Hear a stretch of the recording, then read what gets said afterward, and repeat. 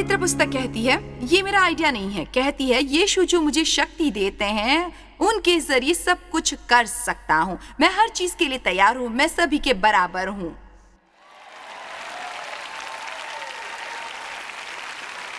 मेरी एक बेटी को एक अंडाशय पर एक फुंसी थी और वो काफी बढ़ चुकी थी। उसे निकालते समय ही उन्होंने दरअसल उसकी मूत्र की नली काटी और उसके साथ 1 साल उसने बिताया। 1.5 साल तक मूत्र नली के टांके रहे, अस्पताल के चक्कर लगाती रही और थैली के संक्रमण को निकाल कर ठीक करवाती रही, दवाइयाँ करवाती रही, ये करवाती रही। वो सर्जरी करवाने से बचना चाहती थी, एक ज्यादा गंभीर सर्जरी से। यही सब चलता रहा और जानते हर बार वो कुछ करने लगते, उसे लगता था कि शायद इस बार बात बन जाएगी, फिर उसकी उम्मीद बढ़ जाती और सोचती अब खत्म हुआ। और जानते हैं आपने ध्यान लगाया, ठीक है अब खत्म हुआ, उसके बाद फिर कुछ और होने लगता है। खैर वो ऑडियो बनाती थी, मेरी किताबों की ऑडियो, इसलिए उसने ये भी हाल ही में पढ़ा था। उसी के बाद एक और निराशाजनक बात हुई उसी के साथ, बीमारी के साथ ही। और किताब की ऑडियो पढ़कर उसने ये भी कहा था कि जब वो परिस्थिति सामने आई, ये सोचने की बजाय मैं बस अब और नहीं सह सकती, उसने कहा मेरा पहला विचार था मैं यीशु द्वारा दी हुई शक्ति से सब कुछ कर सकती हूँ। मैं बताती हूँ, अगर अपना दिमाग नया करेंगे, खुद को दुखी होने से आप बचा पाएंगे। दुख एक पर्याय है। अगर आप दुखी ही रहना चाहते हैं तब बस सोचिए, सोचते रहिए दुखी करने वाली बातों को। लेकिन अगर दुखी होना नहीं चाहते फिर व्यस्त हो जाइए, फैसला कीजिए बहुत हो गया, आज रात मैं अपने दिमाग को नया बनाने में लग जाऊंगा। परवाह नहीं कि चाहे उसमें जितना समय लगे, मैं नहीं सोचूंगा कि मैं कूड़े के डब्बे में रहता हूँ। परमेश्वर मेरी ओर है, मेरी जिंदगी की अच्छी योजना उनके पास है, मैं उनके वचनों में मेरे दिमाग को नया बनाकर रहूंगा।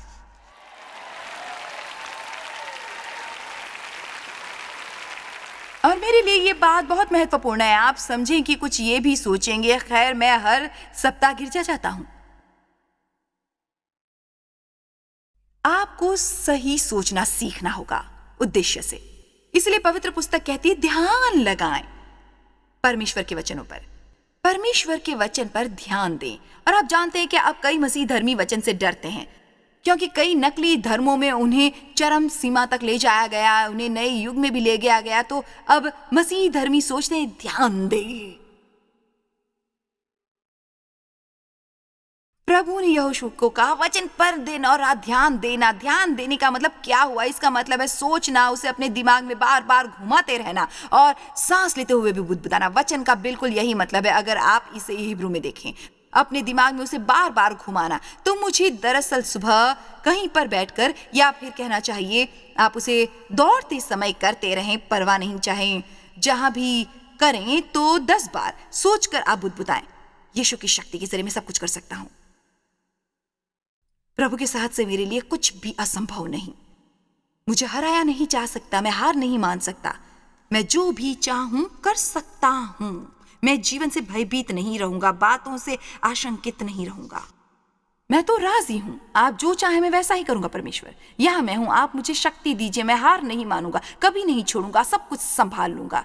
अब आप वैसा लगातार हर रोज करें। मतलब मेरे मूल सुझाव के अनुसार 7 दिन से शुरू करें। मतलब 1 सप्ताह बाद भी आपकी सोच अलग होने लग जाएंगी। लोग कई चीजों से आशंकित हैं और आशंका डर का ही चचेरा भाई है। बर्तन धोने से आशंकित हूं, कपड़ों से मैं आशंकित हूं, परचून की दुकान जाने से आशंकित हूं, ट्रैफिक में फंसने से आशंकित हूं।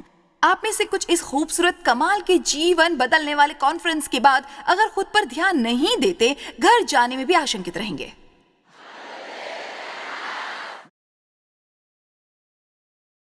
घर जाने पर आशंका है क्योंकि मैं जानती हूं बच्चों ने शायद बात नहीं मानी होगी जो मैंने कहा और मैं वहां पर जाकर नाराज हो जाऊंगी। अब देखिए आप क्या कर रही हैं, आप ध्यान लगा रही हैं। घर जाकर बुरा व्यवहार करने की और फिर से सोचने लगती हैं। खैर जाहिर है इससे आपका भला नहीं हुआ, पर आप खुद ही वैसा कर रही हैं। इससे आशंका है और उससे आशंका है। मैं किसी बात से आशंकित नहीं होती, जो करना ही पड़ेगा उससे आशंकित होने का क्या फायदा। जो करने से आशंकित हूं उससे मैं कैसे कर पाऊंगी? यहाँ होने पर इतने चॉकलेट बच्चों ने खाए होंगे, उसका क्या होगा?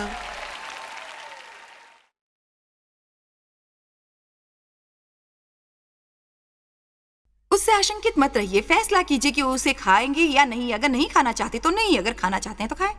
बस इतनी सी बात है। अगर आप उसे खाना नहीं चाहते हैं तो खाने की जरूरत नहीं। ओ हाँ, खाऊंगा, तुम्हें क्या पता? जानते हैं वो समस्या क्यों हुई? क्योंकि आपने मान लिया कि वो समस्या है। आपने खुद से कहा कि वैसा है, मुझे हर रोज चॉकलेट खाना ही पड़ेगा। नहीं, बिल्कुल नहीं। जहां चॉकलेट नहीं मिलता वहां पहुंच जाइए, आप नहीं खाएंगे। वादा करती हूँ, वैसे आप मरेंगे नहीं।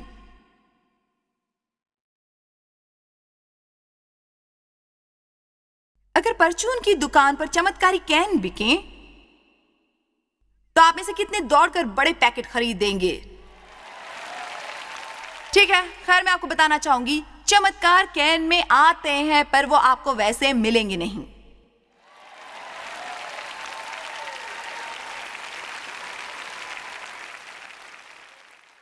अगर आप चाहें तो चमत्कार का कैन पा सकते हैं। I can, I can, I can, I can, I can, I can, I can. आज जरूरत से ज्यादा मजे ले रही हूं। ध्यान लगाइए सफलता पर। उस पर दया करें जो व्यक्ति मना करें। आदत छोड़ना। आप सुबह उठ जाते हैं, अगर किसी आशंका से घिर जाते हैं तो आपके मुंह से बस ये निकलना चाहिए, आज मैं आशंकित नहीं रहूंगा। जो भी करूंगा उससे मैं आशंकित नहीं रहूंगा। सच तो यह है कि मैं उसमें आशंकित होने की बजाय उसका आनंद लूंगी। मैं ट्रैफिक में ड्राइव करना पसंद करूंगी, बर्तन धोने का आनंद लूंगी, घर की सफाई के मजे लूंगी। आज जो भी करूंगी उसका आनंद उठाऊंगी, क्योंकि परमेश्वर की संतान होने के नाते मेरा अधिकार है कि मैं अपने जीवन के हर दिन का आनंद उठाऊं।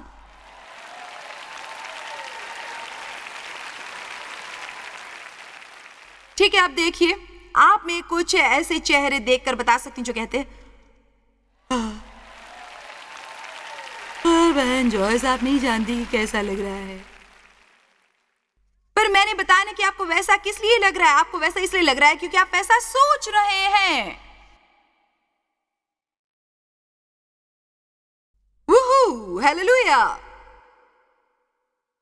खैर, मुझे खुशी महसूस नहीं हो रही। खैर, शायद नहीं।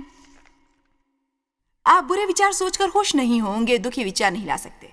गुस्से भरे और खुश रहें, आनंदित। आपको विचारों को सीधा करना पड़ेगा।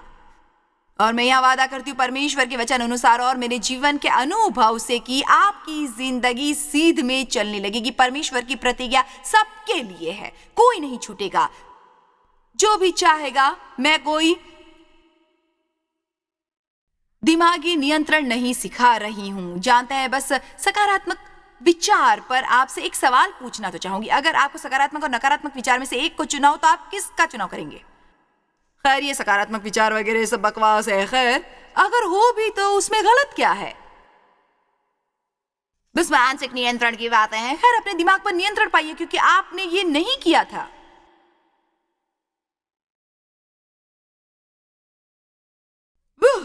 मुझे इतना उत्साहित नहीं होना चाहिए, इससे मैं थक जाती हूं।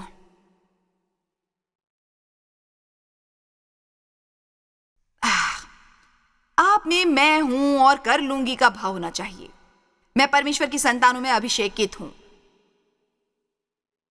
जो मुझ में है मुझे बचाया है। मैं पवित्र आत्मा से भरी हूं। मुझ में मसीह की मानसिकता है। यकीन करें, मैं आज भी अपनी जिंदगी में दिन में कई बार कहती हूं मुझ में मसीह की मानसिकता है, क्योंकि हर बार वो मुझ में होता है जिसे समझना है, फिर पता नहीं कहां चला जाता है। ठीक है, आप क्या मुझ पर बनी हुई मजेदार कहानियों में से एक सुनना चाहेंगे?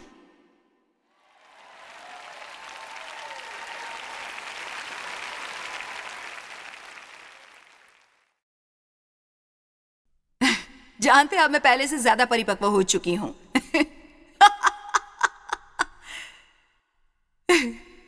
मुझे पता चला है कि मैं एक साथ कई चीजों पर ध्यान नहीं दे सकती। जैसा मैं पहले करती थी। अब मतलब मेरा दिमाग अभी भी अच्छा और तेज है, पर एक बार में 1 या 2 चीजों पर ही रख सकती हूँ, 8 पर नहीं। और तो एक दिन सुबह मैं बस जैसे बहुत कुछ चल रहा था, बार बार फोन बजता था, काफी कुछ हो रहा था, चीजें वैसे नहीं हो रही थी जैसी होनी चाहिए थी। मैं घर से निकलना चाह रही थी, कहीं पहुंचने में देर हो रही थी, बाहर जाने से पहले कुत्तों को घुमाना था, ये करना था, उसका खाना बनाना था, उसे खिलाना था। मैंने खिलाया लेकिन चम्मच मेरे मुंह में चली गई।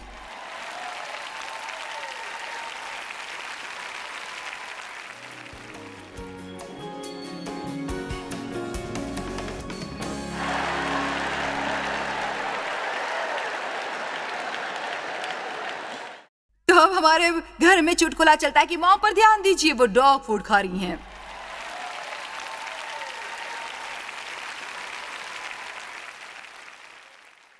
फिर अगले दिन मैं कपड़े बदल रही थी,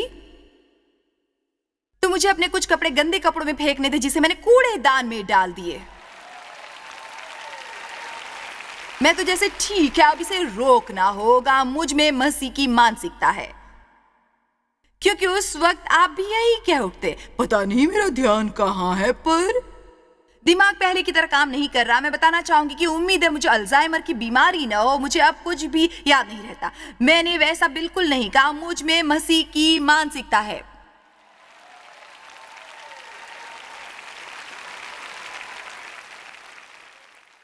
और जानते हैं, परमेश्वर मुझसे एक साथ 8 चीजें नहीं करवाना चाहते, और शायद वो ये सब देखना भी नहीं चाहते, और शायद मुझे एक साथ ज्यादा चीजों को धीमी गति से करना होगा। पर इसका मतलब ये नहीं कि मेरा दिमाग तेज नहीं है। आपको सावधान रहना होगा, पता नहीं शैतान आपके दिमाग में क्या डाल दे।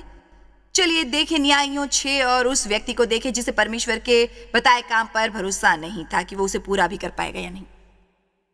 मुझे अच्छा बनने की कोशिश करनी होगी। न्यायियों 6:12 की शुरुआत। कई बार तो ऐसा भी होता है कि मेरी टीम के मेंबर भी यही सोचने लगते हैं कि आज पता नहीं मैम को क्या हो गया है। शुक्रिया। मुझे अच्छा बनने की कोशिश करनी होगी। न्यायियों 6:12 की शुरुआत। अब ये एक व्यक्ति गिदौन का था जिसका उपयोग परमेश्वर करना चाहते थे, और मैं कहना चाहूंगी कि आप में से यहाँ कोई गिदौन का है परमेश्वर जिनका उपयोग करना चाहेंगे। लेकिन अगर आप खुद को परमेश्वर की दृष्टि से नहीं देखेंगे, तब परमेश्वर आपसे कुछ करवाने का बुलावा देते हैं, फिर भी आपको यकीन नहीं होगा कि आप कर सकते हैं। आपको यकीन करना ही होगा कि परमेश्वर जो करवाना चाहते हैं उसे आप कर सकते हैं। चमत्कार कैन में आते हैं, और यहोवा के दूत ने दर्शन देकर कहा। अब देवदूत उसके सामने आया। जानते हैं, अगर आप में काफी शंका और अविश्वास है तो कुछ भी विश्वास नहीं दिला सकती। और यहोवा के दूत ने दर्शन देकर कहा, यहोवा तेरे संग है, हे शूरवीर सुरमा। तब गिदौन ने उससे कहा, हे मेरे प्रभु, विनती सुन, यदि यहोवा हमारे संग होता तो हम पर ये सब विपत्ति क्यों पड़ती, और जितने आश्चर्य कर्मों का वर्णन हमारे पुरखों ने यहाँ किया था, क्या यहोवा हमको मिस्र से छुड़ाकर नहीं लाया? वो कहाँ रहे? अब तो यहोवा ने हमको त्याग दिया और मिधानियों के हाथ कर दिया है। अब ये किस तरह की प्रतिक्रिया हुई? उस दूत को जिसने दर्शन देकर कहा, ओ शूरवीर सुरमा, परमेश्वर के महान पुरुष, ओ प्रभु विनती सुन। मतलब मैं इस व्यक्ति को देख रही हूँ एकदम सहमा हुआ, मानो जैसे वो कुछ भी नहीं है। ओ प्रभु, यह हुआ मेरे संग है, तब हम पर इतनी सारी विपदाएं क्यों आ रही हैं? और अगर प्रभु सचमुच है तो मेरी जिंदगी में इतनी समस्याएं क्यों हैं? ठीक है, अब अगले वचन को देखते हैं। तब यहोवा ने उस पर दृष्टि करके कहा, अपनी इस शक्ति पर जा और तू इजरायलियों को मिधानियों के हाथ से छुड़ाएगा। क्या मैंने तुझे नहीं भेजा? अब मुझे ये पसंद है। देख, मेरा कुल मनश्शे में सबसे कंगाल है, फिर मैं अपने पिता के घराने में सबसे छोटा हूं। प्रभु अपने गलत व्यक्ति को चुना।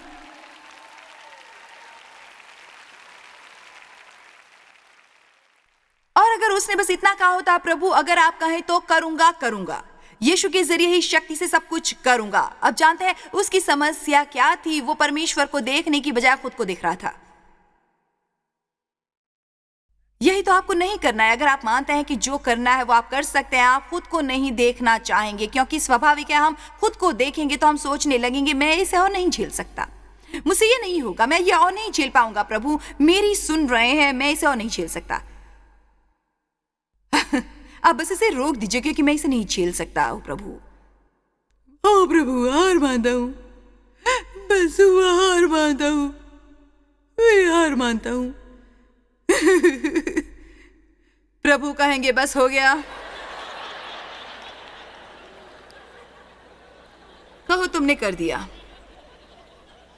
सीखिए प्रभु से कैसे सहमत हो। खैर गिदोन कहता रहा और प्रभु उपयोग करना चाहते थे, पर उससे पहले 2 या 3 सबूत वगैरह चाहिए थे। जानते हैं ये वो नहीं, परमेश्वर उनके वचन पर भरोसा चाहते थे। और मैं कहना चाहूंगी परमेश्वर आपके जरिए महान कर्म करवाएंगे। परवाह नहीं कि आप कहां से आए हैं, आपकी शिक्षा का स्तर क्या है, आपकी पारिवारिक पृष्ठभूमि क्या है, आपने क्या गलतियां की, आपका स्वाभाविक हुनर क्या है। परमेश्वर आपके जरिए अविश्वसनीय और कमाल की चीजें करवा सकते हैं अगर आप इतना ही कहे प्रभु मैं यही हूं। अगर आप कुछ भी किसी से करवा सकते हैं तो मुझसे करवा सकते हैं। मुझे विश्वास है कि जो भी कहेंगे वो मैं कर दूंगा। आप में से कुछ जिंदगी से बेजार हो चुके हैं। ये सही है, वो कहती है। उसकी वजह यह है आप कोई उत्साह भरा विचार नहीं सोचेंगे। तो ऐसा ही होगा, शुरू करें। क्या कोई है जो कोई अच्छी चीज सोच रहा है? आज का दिन बहुत अच्छा जाएगा। आप कहेंगे खैर मैंने एक बार सोचा और कुछ नहीं हुआ। यही मेरा मुद्दा है। जानते मैं बस कभी परमेश्वर से कहती हूँ जानते हैं, और किसी भी असभ्य तरीके से नहीं, पर मैं कहती हूँ खैर प्रभु मैं चुप नहीं रहूंगी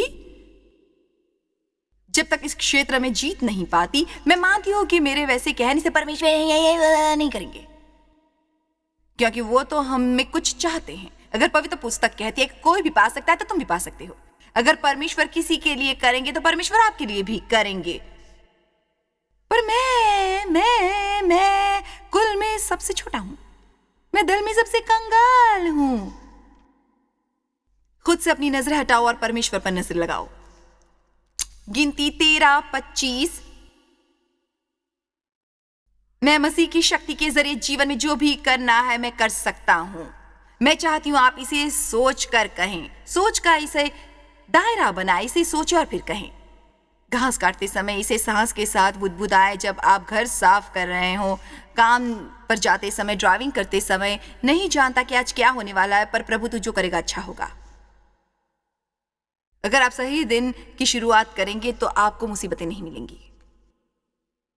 40 दिन के बाद वे उस देश का भेद लेकर लौट आए और पारान जंगल के कादेश नाम स्थान में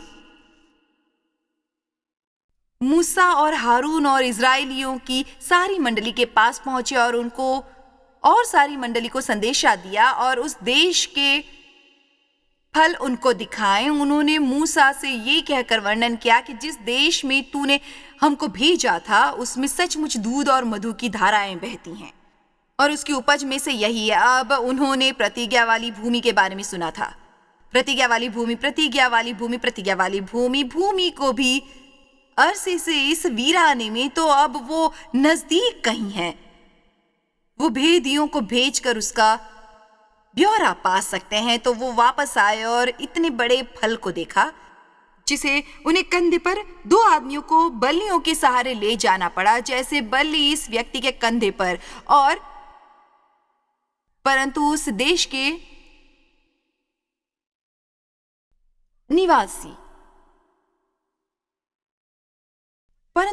के निवासी बलवान है। फिर उनका नाम बताया। वो हित्ती, यबूसी, परभक्षी, वे इत्ती। परंतु उस देश के निवासी बलवान हैं और उनके नगर गढ़वाले हैं और बहुत बड़े, और हमने दानवों को देखा। वचन 29। अमालेकी बसे हुए हैं और वहां हित्ती है, यबूसी और समोरी वहीं पर रहते हैं। और कालेब, शानदार कालेब, जिन्होंने 85 साल के होकर परमेश्वर से एक पहाड़ मांगा। 85, और उसने कहा प्रभु मुझे एक पहाड़ दीजिए। क्योंकि इस उम्र में भी मेरी दृष्टि भी मंद नहीं है और मेरी शक्ति भी क्षीण नहीं हुई है। 85 में भी मुझे एक पहाड़ दीजिए। पवित्र पुस्तक कहती है कि कालेब और यहोशू वो दूसरों से बहुत अलग आत्मा थे। आप खुद कैसी आत्मा चाहेंगे? पैर पैर पैर पैर और नहीं नहीं नहीं पैर पैर पैर और नहीं नहीं नहीं पैर पैर पैर पैर पैर पैर पैर पैर पैर पैर। उन्हें अपने संभाषण से निकाल दीजिए। खैर जानती हूँ परमेश्वर भले हैं, पर खैर जानती हूँ वचन कहता है किसी का उधार मत रखो, पर मैं तो कर्ज में डूबा हुआ हूं और मैं बस पर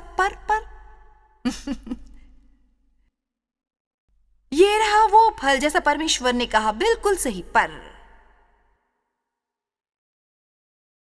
काले पर पर पर पर पर ये रहा वो फल जैसा परमेश्वर ने कहा, बिल्कुल सही। पर कालेब फिर भी वचन 30, पर कालेब ने मूसा के सामने प्रजा के लोगों को चुप कराने की मनसा से कहा, हम अभी चढ़ के चले। जानते अभी चढ़ के चले का क्या महत्व है? वो सोचना भी नहीं, वो नहीं सोच रहे थे मौत की। अक्सर हम मौत की सोच लेते हैं। पवित्र पुस्तक कहती है गोलियत का सामना करते समय दाऊद लड़ने की जगह पर भागा। वो नहीं सोचना चाहता था कि गोलियत कितना विशाल और दुष्ट था और वो खुद कितना छोटा सा था। इसी समय मैं परमेश्वर के नाम पर तुम्हारे सामने खड़ा हूं और आज मैं तुम्हारे सर को काट कर ही दम लूंगा, उसने भविष्यवाणी की। आप में से कुछ को लगेगा कि परमेश्वर ने सामने कुछ अच्छी चीजें रखी और आपने मौत का सोच लिया, आप उसकी जिंदगी को चूस लेंगे ऐसा करके। आप तब तक सोचते रहे जब तक आप सहम कर बैठ नहीं गए और खुद को भूल गए कि यीशु में आप कौन हैं। कई बार महसूस होता है कि पता नहीं क्या करती हूं, पर मैं बस उठकर उसे करती हूं।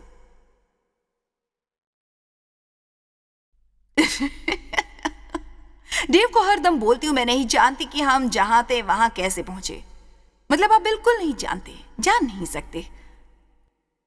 मतलब जब वो तस्वीरें आपको दिखाते हैं, इस घर के तहखाने में सेवकाई शुरू की थी, बस आपको सहमति करनी पड़ती है। हाँ, ऐसा है, जो बात मुझे समझ में नहीं आती उसे कर सकना तो परमेश्वर के बिना संभव है, असंभव। परमेश्वर के बिना उसका होना संभव नहीं था। मतलब कभी नहीं, हो नहीं सकता, कभी नहीं, कैसे नहीं, नहीं हो सकता। पर ये तय है चमत्कार कैन में मिलेंगे।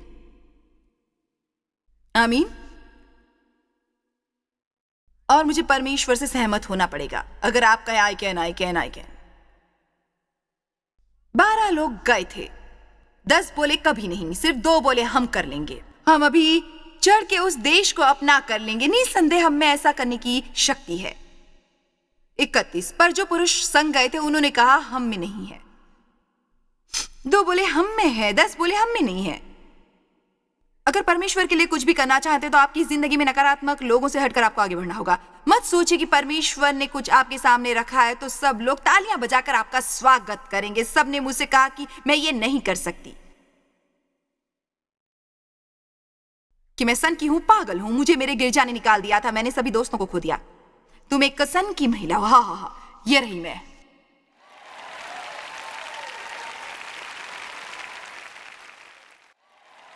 मैं समझती हूं उन्होंने वो क्यों सोचा, पूरी तरह से समझी। अगर मुझ पे पागलपन का विचार आता तो शायद वैसी सोच बन जाती मेरी।